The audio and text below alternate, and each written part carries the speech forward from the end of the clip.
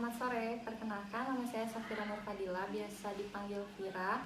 Saya dari kelas HK20B Karyawan, izin mengumpulkan tugas yang diberikan oleh Bapak CSAT di Lusmana SHMH. Pengertian dan ruang lingkup ilmu negara.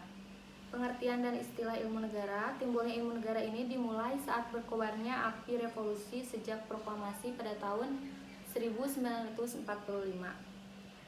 Ilmu berarti suatu sistem dari pengetahuan, sedangkan pengertian negara dirumuskan juga dalam berbagai definisi.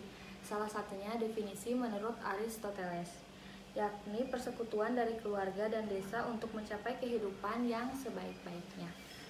Kemudian pada poin B ada objek ilmu negara. Objek ilmu negara ini ilmu yang menyelidiki atau yang membicarakan tentang negara atau sendi-sendi pokok tentang negara itu sendiri.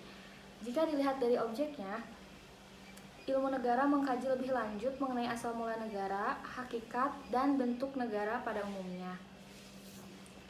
Kemudian selanjutnya di poin C ada ruang lingkup ilmu negara.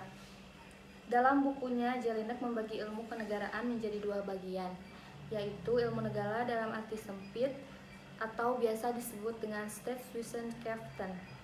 Dalam arti sempit, Staatswissenschaft dalam jangkauannya dikurangi dengan pengetahuan mengenai negara ketika di dalam penyelidikannya, menekankan pada negara sebagai objeknya. 2. Ilmu pengetahuan hukum atau Rechtswissenschaft. Yang dimaksud dengan Rechtswissenschaft adalah ilmu pengetahuan mengenai negara, tetapi di dalam hal ini penyelidikannya ditekankan pada segi hukum atau yuridis dari negara itu sendiri.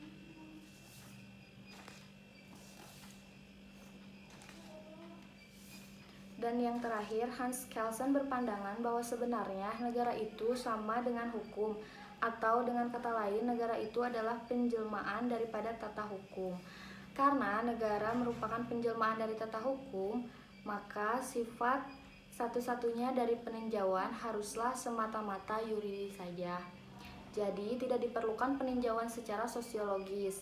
Kelsen sendiri mengatakan bahwa pendapat dari Jelinek itu adalah merupakan syncretismus atau campuran atau metode campur baur, dan ini sebenarnya tidak sesuai dengan syarat-syarat yang dikehendaki oleh ilmu pengetahuan hukum. Hal yang benar adalah metode Monisus. Sekian dari saya. Terima kasih.